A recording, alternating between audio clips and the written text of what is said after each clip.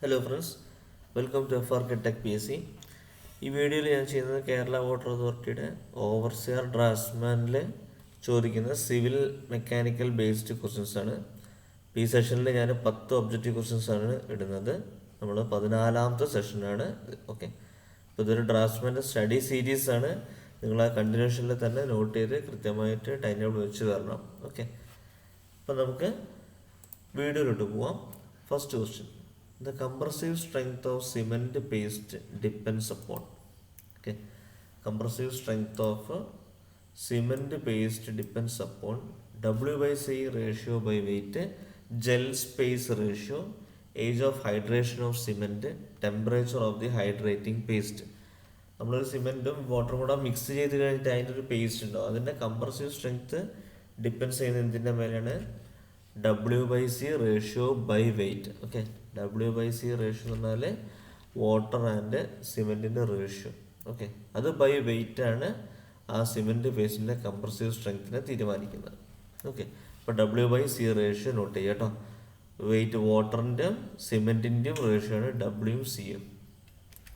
Next, the commonly used raw material in the manufacturing of cement: slate, sand stone, lime stone, basalt. എന്തായിരിക്കും സിമെൻറ്റിൽ commonly use ചെയ്യുന്ന ഏതാണ്? Lime stone ആണ് അല്ലേ. അപ്പോൾ നമ്മളിതിൻ്റെ മുന്നേ പറഞ്ഞാണ് ലൈം സ്റ്റോണിൻ്റെ സിമെൻറ്റിൻ്റെ കോൺസ്റ്റിറ്റ്യൂവൻസ് ഒക്കെ നമ്മൾ ഇതിൻ്റെ മുന്നേ ഡിസ്കസ് ചെയ്തതാണ്. അപ്പോൾ ലൈം സ്റ്റോൺ ആണ് ഏറ്റവും കൂടുതൽ വരുന്നത്. ഓക്കെ, അപ്പോൾ നമുക്കിവിടെ തന്നിട്ടുണ്ട് ലൈം സ്റ്റോൺ ആണ് 60 to 65. അത് കഴിഞ്ഞാൽ സിലിക്കയാണ്. അപ്പോൾ ഈ പേഴ്സൻറ്റേജ് ഒക്കെ സ്ഥിരമായിട്ട് ചോദിക്കുന്ന കാര്യങ്ങൾ കേട്ടോ. അപ്പോൾ അത് കൃത്യമായി നോട്ട് ചെയ്യുക. ഇതിൻ്റെ മുന്നത്തെ വീഡിയോ ഞാൻ ഇട്ടിട്ടുണ്ടെന്നാലും ഒന്നുകൂടെ ഇട്ടതാണ്. ഇപ്പോൾ 60 to 65 മോസ്റ്റ് ഉള്ളത് ലൈമാണ്. ഇനി അത് ബ്രിക്കിലേക്ക് വരുമ്പോൾ അത് 5% ഉണ്ടാവുള്ളൂ ലൈം. ഓക്കെ, അപ്പോൾ അതിൻ്റെ ഡിഫറൻസും അതിൻ്റെ ആ കോൺസ്റ്റിറ്റ്യൂവൻസ് ഏതൊക്കെയാണ് വരുന്നതെന്നുള്ളത് നോക്കി മനസ്സിലാക്കിയിട്ട് വേണം പഠിക്കാൻ. അടുത്തത്, Portland pozzolana cement possess higher resistance to chemical attack, lower heat of hydration, lower shrinkage on drying, all of the above. Okay, Portland cement ഒരു സ്ഥലത്തുണ്ടാക്കിയ സിമെൻറ്റിനെ കൊണ്ടാണ് ഈ പോർട്ട്ലാൻഡ് എന്നുള്ള പേര് വന്നത്. ഇപ്പോൾ പോർട്ട്ലാൻഡ് പോർസലാന സിമെൻറ്റിൽ എന്താ അതിൻ്റെ മെയിനായിട്ട് പ്രൊസസ് ചെയ്യുന്നത് എന്നാണ് ചോദിക്കുന്നത്. ഓക്കെ, അപ്പോൾ ഇവിടെ ഉത്തരം ഓൾ ഓഫ് ദി അബോവ് ആണ്. അതായത് അത് കെമിക്കൽ അറ്റാക്കിന് റെസിസ്റ്റ് ചെയ്യും, ലോവർ ഹീറ്റ് ഓഫ് ഹൈഡ്രേഷന് ലോവർ ഹീറ്റായിട്ട് കൊടുക്കുന്നത്, അതുപോലെ ഡ്രൈ ചെയ്യുമ്പോൾ ശ്രിങ്കേജ് കുറവാണ്. അപ്പോൾ അതൊക്കെ ഇതിനൊരു അഡ്വാൻറ്റേജ് ആയിട്ടാണ് കാണുന്നത്. ഓക്കെ, അപ്പോൾ അഡ്വാൻറ്റേജസ് ഒന്ന് നോട്ട് ചെയ്യുക. Next, pick up the poly mineralic rock from the following: quartz sand, pure gypsum, magnesite, granite. Poly mineralic rock ഏതാണെന്നാണ് ചോദിച്ചത്. അത് ഗ്രാനൈറ്റ് ആണ്. ഒന്നിൽ കൂടുതൽ മിനറൽ അടങ്ങിയിരിക്കുന്നതാണ് ഗ്രാനൈറ്റ്. ഇപ്പോൾ ഇവിടെ സ്ഥിരമായി ചോദിക്കുന്ന 3 ടൈപ്പ് റോക്ക് ഇതൊന്ന് നോട്ട് ചെയ്യുക കേട്ടോ. Igneous rock, sedimentary rock, metamorphic rock. Igneous rock എങ്ങനെയാണ് ഉണ്ടാവുന്നത്? ഇതും ചോദിക്കാറുണ്ട്. എങ്ങനെയാണ്? It solidify from molten rock. അഗ്നിപർവ്വതങ്ങളെ പൊട്ടി ലാവ ഒഴുകിയിട്ട് സോൾഡിഫൈ ചെയ്തിട്ടുണ്ടാകുന്ന റോക്കാണ് ഇഗ്നിയസ് റോക്ക്. സെഡിമെൻ്ററി റോക്ക് എന്ന് പറഞ്ഞാൽ ലെയർഡായിട്ട്, അതായത് സെഡിമെൻറ്റ്സ് ആയിട്ട്, അത് മിനറൽസ് സാൻഡിൽ നിന്നുള്ള മിനറൽസ് സെഡിമെൻ്റ് ആയിട്ട് വന്ന് അടിഞ്ഞിട്ടുണ്ടാകുന്ന ഒരു ടൈപ്പ് റോക്കാണ് സെഡിമെൻ്ററി റോക്ക്. ഓക്കെ, ആ ഫ്ലോയിൽ കൂടെയൊക്കെ വന്നിട്ടാണ് സെഡിമെൻറ്റ്സ് ആയിട്ട് ഡിപ്പോസിറ്റ് വന്നിട്ടാണ് സെഡിമെൻ്ററി റോക്സ് ഉണ്ടാകും. അതുകൊണ്ട് തന്നെ അത് ലെയേർഡ് ആയിട്ടുള്ള റോക്കായിരിക്കും. ഓക്കെ, അത് ഇമ്പോർട്ടൻ്റ് ആണ്. ലെയേർഡ് ആയിട്ടുള്ള റോക്കായിരിക്കും. പിന്നുള്ളതാണ് മെറ്റമോർഫിക് റോക്ക്. മെറ്റമോർഫിക് റോക്ക് എന്ന് പറഞ്ഞാൽ സെഡിമെൻ്ററി ഇഗ്നിയസിൻ്റെ രൂപാന്തരപ്പെടുന്ന റോക്കുകൾ, അതാണ് മെറ്റമോർഫിക് റോക്കുകൾ. ഓക്കെ, സെഡിമെൻ്ററി ആവാം, ഇഗ്നിയസ് ആവാം, or pre existing metamorphic rock are changed by environmental factors. Okay, ഇപ്പോൾ വെള്ളം ഒഴുകി പോയിട്ട് ചേഞ്ച് വരും അതിൻ്റെ റോക്കിൻ്റെ മുകളിൽ, അങ്ങനെ വരുന്നതാവാം. അങ്ങനെ അറ്റ്മോസ്ഫിയറിക് കണ്ടീഷനിൽ നിന്നും ചേഞ്ച് വന്നിട്ടുള്ള റോക്കുകളെയാണ് നമ്മൾ മെറ്റമോർഫിക് റോക്ക് എന്ന് വിളിക്കുന്നത്. ഓക്കെ, അതിൻ്റെ എക്സാമ്പിൾസ് ആണ് ഇവിടെ താഴെ കൊടുത്തത്. ഓക്കെ, അതിൽ ഇഗ്നിയസ് റോക്സിൻ്റെ ഇടയിൽ ഗ്രാനൈറ്റ് വരുന്നുണ്ട്. പക്ഷേ ഗ്രാനൈറ്റ് എന്ന് പറഞ്ഞാൽ ഒരു പോളി മിനറലിക് റോക്കാണ്. ഇപ്പോൾ പോളി മിനറലിക് റോക്ക് ഏതാണെന്ന് ചോദിച്ചാൽ ഫസ്റ്റ് ഓപ്ഷൻ എന്ന് പറഞ്ഞാൽ ഗ്രാനൈറ്റ് ആണ്. ഓക്കെ, അപ്പം അതുപോലെ ഇതിൻ്റെ മറ്റുള്ള എക്സാമ്പിൾസ് നിങ്ങളൊന്ന് നോക്കി വെക്കട്ടോ. Rock, granite, pumice. Okay, pumice ഒക്കെ നമുക്ക് വരുന്നുണ്ട്, ഒരു ഫിൽട്രേഷനിൽ വരുന്നിട്ടുള്ള സാധനമാണ് പ്യൂമിസ് റോക്ക്. ഓക്കെ, അപ്പോൾ അതൊക്കെ വരുന്നത് ഇഗ്നിയസ് റോക്സ് തന്നെയാണ് വരുന്നത്. അപ്പോൾ ഈ ഒരു എക്സാമ്പിൾസിൻ്റെ സെക്ഷൻ ഒന്ന് മാർക്ക് ചെയ്ത് വെക്കാം കേട്ടോ.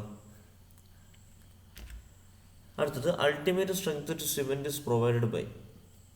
സിമെൻറ്റിന് അൾട്ടിമേറ്റ് സ്ട്രെങ്ത് കൊടുക്കുന്നത് ആരാണ്? Tri calcium silicate, di calcium silicate, tri calcium aluminate, tetra calcium alumino ferrite. സിമെൻറ്റിന് അൾട്രാ സ്ട്രെങ്ത് കൊടുക്കുന്നത് ഡൈ കാൽഷ്യം സിലിക്കേറ്റ് ആണ്. Okay, di calcium silicate. അടുത്തത് ദ വാല്യൂ ഓഫ് 1 മൈക്രോൺ. ഒരു മൈക്രോണിൻ്റെ വാല്യൂ എത്രയാണ്? 0.00001 mm, 0.0001 mm, 0.001 mm, 0.01 mm. അതിൻ്റെ ഉത്തരം വരുന്നത് ഓപ്ഷൻ സി ആണ്, 0.001 mm ആണ്. അതായത് 1 mm/1000, അതാണ് മൈക്രോൺ എന്ന് പറയുന്നത് കേട്ടോ. 1 mm/1000 അപ്പോൾ ചെയ്യുമ്പോൾ എന്ത് വരും?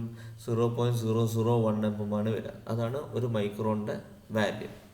Okay, next, which of the following is not a valve? Gate valve, globe valve, ball valve, eccentric valve. ഇതിലേതാണ് വാൽവ് അല്ലാത്തത്? വാൽവ് അല്ലാത്തത് എക്സെൻട്രിക് വാൽവാണ്. ഓക്കെ, എക്സെൻട്രിക് വാൽവ് എന്ന് പറഞ്ഞിട്ടൊരു വാൽവ് നമ്മൾ യൂസ് ചെയ്യുന്നില്ല. ഓക്കെ, അത് നമുക്ക് എക്സെൻട്രിസിറ്റിയിൽ വരുന്ന ഒരു ഭാഗമാണ് ആയിട്ടാണ് മാറുന്നത്. ഒരു വാൽവായിട്ട് അല്ല ഇത് യൂസ് ചെയ്യുന്നത്. ഇപ്പോൾ നമ്മൾ സാധാരണ കണ്ടുവരുന്ന വാൽവുകളാണ് ഈ ആദ്യത്തെ മൂന്നെണ്ണം, ഗേറ്റ്, ഗ്ലോബ്, ബോൾ.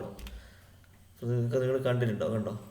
ഇതാണ് ഗേറ്റ് വാൽവ്. ഗേറ്റ് വാൽവ് എന്ന് പറഞ്ഞാൽ ഇവിടെ ഒരു ഗേറ്റ് ഉണ്ടാവും, ഇതിങ്ങനെ ത്രെഡഡ് ആയിരിക്കും. അത് ഓപ്പൺ ചെയ്യുമ്പോൾ ഈ ഗേറ്റ് ഓപ്പൺ ചെയ്യുന്ന പോലെ ഗേറ്റ് ഓപ്പൺ ആയിട്ട് ഇങ്ങോട്ട് പോകും. ഇപ്പോൾ ഇവിടെ എന്ന് പറഞ്ഞാൽ ബോൾ, അപ്പോൾ ഇവിടെ ഒരു ബോൾ ഷേപ്ഡ് ഉണ്ടാവും. കണ്ടോ?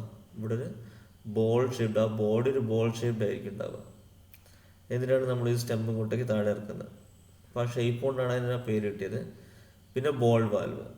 ഓക്കെ, ഇതാണ് ഈ സാധനം. അപ്പോൾ അതിൽ പെടാത്തതാണ് എക്സെൻട്രിക് വാൽവ്. എക്സെൻട്രിക് വാൽവ് എന്ന് പറഞ്ഞാൽ ഒരു വാൽവായിട്ട് നമ്മൾ യൂസ് ചെയ്യുന്ന സാധനമല്ല.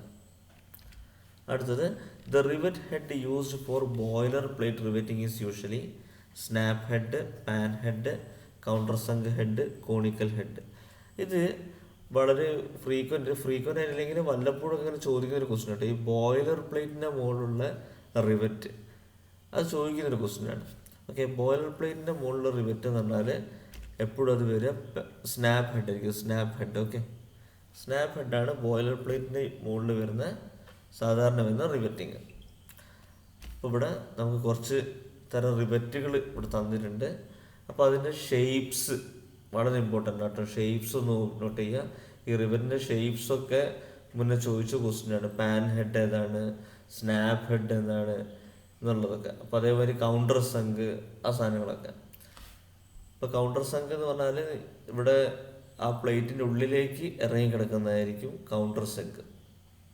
ഓക്കെ, അതിനാണ് നമ്മൾ കൗണ്ടർ സങ്ക് എന്ന് പറയാം. ഇപ്പോൾ റൗണ്ട് സങ്ക് എന്ന് പറഞ്ഞു കഴിഞ്ഞാൽ താഴേക്ക് പോകും, പക്ഷെ മോൾ ഭാഗം റൗണ്ട് ആയിരിക്കും. അതാണ് അവിടെ കൊടുക്കുന്നത്. ഓക്കെ, അതപ്പോൾ അതാണ് ഡിഫറെൻറ്റ് ടൈപ്പ് ഓഫ് റിവറ്റുകൾ. അടുത്തത്, the distance between the centre of a rivet hole to the nearest edge of plate is called margin, pitch, back pitch, diagonal pitch. Okay, അതിൻ്റെ ഉത്തരം വരുന്നത് മാർജിനാണ്. അപ്പോൾ നമുക്ക് നോക്കാം എന്താണ് മാർജിൻ എന്നുള്ളത്.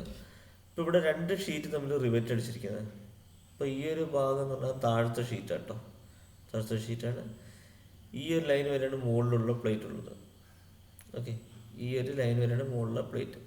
സോ ആ പ്ലേറ്റിൽ നിന്നും റിവറ്റിൻ്റെ സെൻറ്ററിലേക്കുള്ള ദൂരം അതാണ് മാർജിൻ. കണ്ടോ? Margin lab distance. പ്ലേറ്റിൻ്റെ അടിയിൽ നിന്നും റിവറ്റിലേക്കുള്ള ദൂരമാണ് മാർജിൻ ലാബ്. 2 റിവറ്റുകൾ തമ്മിലുള്ള ഹൊറിസോണ്ടൽ ഡിസ്റ്റൻസ് ആണ് ബാക്ക് പിച്ചും, 2 റിവറ്റുകൾ തമ്മിലുള്ള വെർട്ടിക്കൽ ഡിസ്റ്റൻസ് ആണ് പിച്ചും. ഓക്കെ, അപ്പോൾ ആ 3 കാര്യം നമ്മൾ പഠിക്കാനുള്ളത്. അതപ്പോൾ അതാണ് നമുക്കിവിടെ തന്നത്. കണ്ടോ?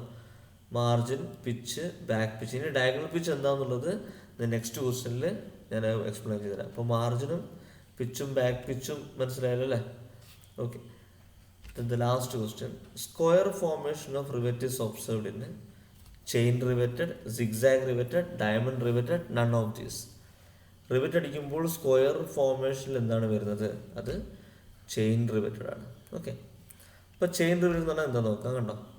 2 പ്ലേറ്റിൽ നിന്ന് അടിക്കുമ്പം ചെയിനായിട്ടാണ് പോകുന്നത്. അപ്പോൾ നമുക്കിവിടെ ഒരു സ്ക്വയർ പാറ്റേൺ വന്നു. കണ്ടോ? ഇതാണ് സ്ക്വയർ ഫോർമേഷൻ എന്ന് പറയുന്നത്. ഓക്കെ, ഇപ്പോൾ സിഗ്സാഗ് എന്ന് പറയുമ്പോൾ കണ്ടോ? സിഗ്സാഗ് ഇങ്ങനെ വരും. കണ്ടോ? അപ്പോൾ അതാണ് സിഗ്സാഗ് ഷേപ്പ്. അപ്പോൾ നമുക്ക് 9ാമത്തെ ക്വസ്റ്റ്യനിൽ വന്നൊരു ഡയഗണൽ പിച്ച് ഉണ്ട്. ഡയഗണൽ പിച്ച് എന്ന് പറഞ്ഞാൽ ഇവർ രണ്ടുപേരുള്ള ഡയഗണൽ ദൂരം കണ്ടോ, ഇവർ രണ്ടുപേരുള്ള ഡയഗണൽ ദൂരം. ഇപ്പോൾ സിഗ്സാഗ് റിവറ്റിങ്ങിലാണ് ഡയഗണൽ ഉണ്ടാവുക, ചെയിനിൽ ഡയഗണൽ ഉണ്ടാവില്ല. ഓക്കെ, ഇപ്പോൾ സിഗ്സാഗ് റിവറ്റിങ്ങിലാണ് ഡയഗണൽ പിച്ച് ഉണ്ടാവുക. ഇപ്പോൾ ഡയഗണൽ പിച്ച് എന്ന് പറഞ്ഞാൽ ഈ രണ്ട് റിവറ്റ് തമ്മിലുള്ള ഈ ഡയഗണൽ ഡിസ്റ്റൻസ്, അതാണ് ഡയഗണൽ പിച്ച്. അതും കൂടെ ഒന്ന് നോട്ട് ചെയ്ത് വെക്കാം കേട്ടോ. ഇപ്പോൾ സിഗ്സാഗ് റിവറ്റിംഗ് എന്ന് പറഞ്ഞാൽ the rivet will be in a zigzag manner. Okay, zigzag ലൈനിലായിരിക്കും റിവറ്റ് ഉണ്ടാവുക. ഇനി മൂന്നാമത്തെയാണ് ഡയമണ്ട് റിവറ്റിംഗ്. കണ്ടോ, രണ്ട് പ്ലേറ്റ് വന്ന് അടിച്ചു കഴിഞ്ഞാൽ ഡയമണ്ട് റിവറ്റിങ്ങിൽ ഇങ്ങനെ വരിക, ഒരു റിവറ്റ് അടുത്ത ലൈനിൽ രണ്ട് റിവറ്റ്, അടുത്ത ലൈനിൽ മൂന്ന് റിവറ്റ്, അങ്ങനെ അങ്ങനെ പോകും ഒരു ഹയർ വാല്യൂലേക്ക്. പിന്നെ ലോവർ ചെയ്ത് വരും. ഇപ്പോൾ higher to lower, lower to higher and higher to lower. അപ്പോൾ ആ ഒരു ഫോർമാറ്റിൽ വരുമ്പോൾ എന്താവും, നമുക്കൊരു ഡയമണ്ട് ഷേപ്പ് കിട്ടും. ഇവിടെ ഇതൊരു ഡയമണ്ട് ഷേപ്പാണ് നമുക്ക് ഇവിടെ കിട്ടുന്നത്, കണ്ടില്ലേ? അതുകൊണ്ടാണ് അതിനെ ഡയമണ്ട് റിവറ്റഡ് ജോയിൻ്റ് എന്ന് വിളിക്കുന്നത്. ഓക്കെ, അപ്പോൾ ഇത്രയാണ് നമ്മൾ ഇന്നത്തെ ഈ ഒരു സെഷനിലെ 10 ക്വസ്റ്റ്യൻസ്. ഞങ്ങൾ കൃത്യമായിട്ട് നോട്ട് ചെയ്ത് വെക്കുക, ഇൻഫർമേഷൻസ് നോട്ട് ചെയ്ത് വെക്കുക, കറക്റ്റായിട്ട് നോട്ട്സ് മെയിൻറ്റെയിൻ ചെയ്യുക, ഇടയ്ക്കിടയ്ക്ക് അതൊന്നിങ്ങനെ എടുത്ത് ബ്രഷപ്പ് ചെയ്യുക. ഓക്കെ, അപ്പോൾ നമുക്ക് നെക്സ്റ്റ് വീഡിയോയിൽ കാണാം. Thank you.